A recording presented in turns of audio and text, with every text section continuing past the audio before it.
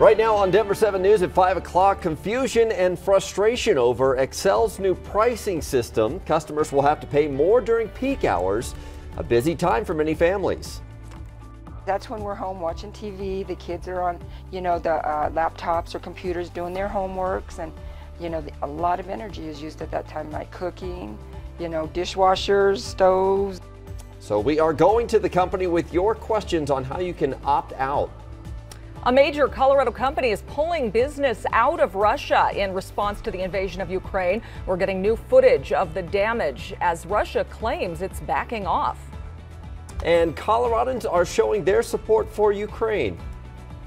I thought, what can I do? I can't do anything, but I have all these wonderful fabric scraps that can generate money if they're put together artistically. It was like everybody else just really wanted to help, and I knew it would take a little bit of a leap out of my comfort zone to do it, since I didn't know what I was getting into.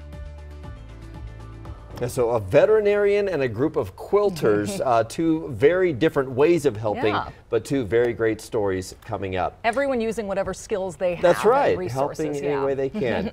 Thanks for joining us on this Wednesday morning. I'm Brian Sanders. And I'm Nicole Brady. Lisa, I kind of liked the rain yesterday. It's kind of nice to see a little moisture. We certainly need it. It is good. We don't get welly weather here often, do we? Where we get to wear our cute rain boots. Yeah, it didn't last long. We picked up a little. It was nice that the humidity had been higher and the temps had dropped a bit, so the fire danger was a lot lower. Today, though, you can see where skies are already starting to clear out this morning. In the mountains, we're going to pick up a little bit more snow. Most of that snow falling above 10,000 feet. And there will be a few more inches, it looks like 1 to 3 inches here through the morning hours. Right now in town, we do have quite a bit of cloud cover. It's chilly out there. At this point yesterday, we were in the 40s and 50s. Now we're talking 20s, and it's going to feel more like teens. Denver, a wind chill right now of 14 degrees. So it's a chilly start. Lakewood right now, you're just below freezing. Littleton 29. To the north, Erie and Firestone right around freezing there too. We will see a decent warm up though today, near 50 by this afternoon, and that sunshine's going to feel pretty good. Now tomorrow it gets even warmer. Today, one of the bigger issues will be the winds kicking up, and we'll talk more about that coming up here in just a few minutes. And we do have some wet weather even up into the high country. Loveland Pass remains closed down, and Highway 133 there in Pitkin County outside of Carbondale, it's now closed because of a major rock slide that Pitkin County Sheriff's Office is telling me. We do have a lot of fog here in the Genesee area. Up in Boulder, it looks basically dry. Up in Loveland over at Highway 34 looks okay. Down in Monument, not too bad for us here. I'm expecting a little bit more slush here, but actually it looks pretty good down through that south side project, even though the plows are out as you assume rolling on that northbound side. Take a look at the drive that we have here across downtown Denver at 38th. Basically dry for you. Just about anywhere you want to go, it's dry conditions. You can see that on the map here. A lot of green out there, north, south, east, or west, including to or from the airport. So just a minute, we'll take a look at all the drive times, but they're pretty standard for us right now. We do want to alert you to some breaking news and a large police presence in Aurora this morning. And we've just learned from Aurora police a woman has died after a shooting at this scene. This is near East Mexico and South Dayton in Aurora. Police say there's a large presence out there. They have not arrested any suspect in that shooting yet. This is the second deadly shooting in Aurora over the past 24 hours. Yesterday morning, a woman was killed and another wounded in a shooting at an apartment complex near the Aurora Hills Golf Course. Police have not named any suspect in that case. XCEL Energy is changing the way it charges customers, and so you could be charged more depending on the time of day you use electricity. Yeah, some people have already made the switch to the new pricing structure. Others are confused about it. Want to bring in Denver 7's Veronica Acosta. What's the biggest sticking point here, Veronica? Well, customers, they're going to be shelling out nearly 3 times what they're already paying during these peak hours. So peak hours between 3 in the afternoon and 7 in the evening, in that window of time. That's when students usually get home from school. They start working on that homework. Parents also getting home from work. They're making dinner, even watching TV. XCEL is calling this its time of use program. It's a program you can opt out of. We reached out to XCEL and asked what rates are if you choose to opt out of that program. Officials said you pay 12 cents per kilowatt hour in the winter and then 14 cents in the summer. If you go ahead and opt in, you pay 10 cents per kilowatt during those off-peak hours in the summer, and then 28 cents during peak hours in the winter rather. So as you can imagine, it's less during the winter. We spoke with one grandmother who's confused and worried about that price hike. because that's when we're home watching TV. The kids are on, you know, the laptops or computers doing their homeworks, and you know, a lot of energy is used at that time of night, cooking, you know, dishwashers, stoves. With inflation and everything that's going on in the world, that, you know, things are going to go up a little, and things are going to get, you know, a little harder and rougher for everybody. And so, just so you know, this only applies to residential customers. It does not rather apply to commercial. If you are interested in opting out, we have a link over on our website, thedenverchannel.com, that walks you through how you can do that. In Denver, I'm Veronica Costa, Denver 7.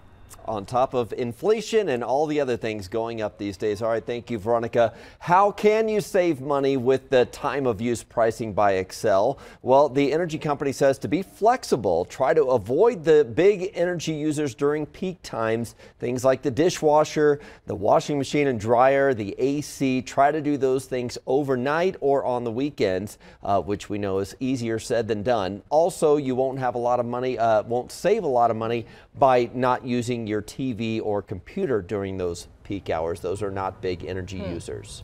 Well, after in-person talks between Russia and Ukraine, Russia said it will drastically reduce combat operations around Kyiv and the city of Chernihiv. However, overnight there were more explosions in suburbs right outside the capital of Kyiv. The Pentagon confirmed some Russian troops were pulling away from there, but officials suspect those troops will just reposition somewhere else. New images out of Mariupol, meanwhile, show the devastating aftermath after weeks of assaults there and missile attacks.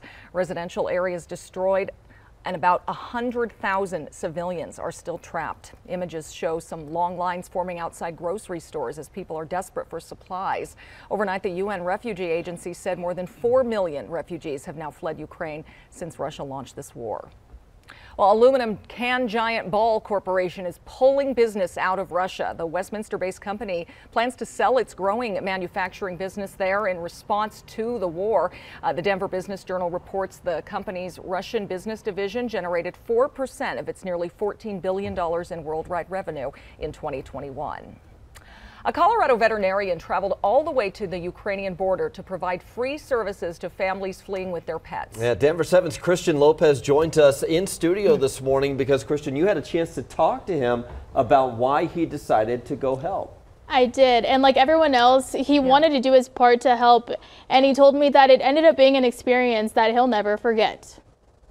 Here's our area where we have a treatment table and our little waiting area. John Geller is a veterinarian from Fort Collins. His passion for helping animals brought him here to the Ukraine-Romania border. It was like everybody else, just really wanted to help, and I knew it would take a little bit of a leap out of my comfort zone to do it, since I didn't know what I was getting into. His nonprofit Street Dog Coalition set up this pop-up vet tent in an area that sees hundreds of families passing through every day. And they want to leave, they want to bring their pets, but there's a lot of requirements for them to travel through Europe, through Eastern Europe, with pets. He's helping them with that, offering pet vaccines, pet passports, and whatever else families need to make sure their furry companions can travel with them safely. They really are worried about their pets because for some of them, they just would feel lost without them. And so it's really important for them to know their pets are going to be able to travel and are healthy to do so. Well, especially because pets bring us so much comfort. Mm-hmm.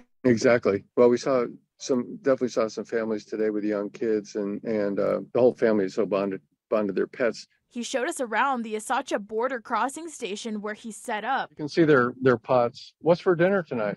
Well, we have chicken soup. Okay. Lentil soup, as usual. I love lentil soup. It has expanded into a safe space where volunteers from all over the world are coming together to help, offering families a hot meal and a place to rest. They get their paperwork done. They get warmed up. They eat some food. They get on a bus that is taking them mostly to Bucharest, but maybe other places too. An experience John says has been life-changing. It's amazing to see how unifying, even though it's a horrible event, how unifying this war has been. And it makes you appreciate just, I guess, a more international perspective. And it was such a pleasure to talk to him and see everything that they had set up. You saw that they had food, they had a warming tent, they had all these different services for people that were going through. And he actually has a nonprofit here in Colorado as well, where he helps people who are experiencing homelessness. He gives medical care to their pets here in Colorado. Oh my gosh, does so much. It's so great to see the different languages printed everywhere and to see that international effort there. Wonderful. Yeah. Thank you, Christian. Some seniors here in Colorado have also found a way to support Ukrainians right now. Residents of River Point Senior Living in Littleton are sewing what were blue and yellow scraps of fabric to create quilts. It'll likely take 2 more months to complete 4 quilts, and then they'll be auctioned off to raise money for a nonprofit to donate to. If you have an idea of which nonprofit they might be able to help, you can contact them through information at thedenverchannel.com.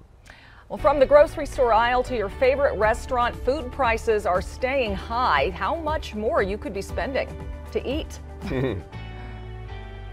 Plus, we are hearing from the Broncos' new offensive lineman, what he has to say about blocking for another star quarterback.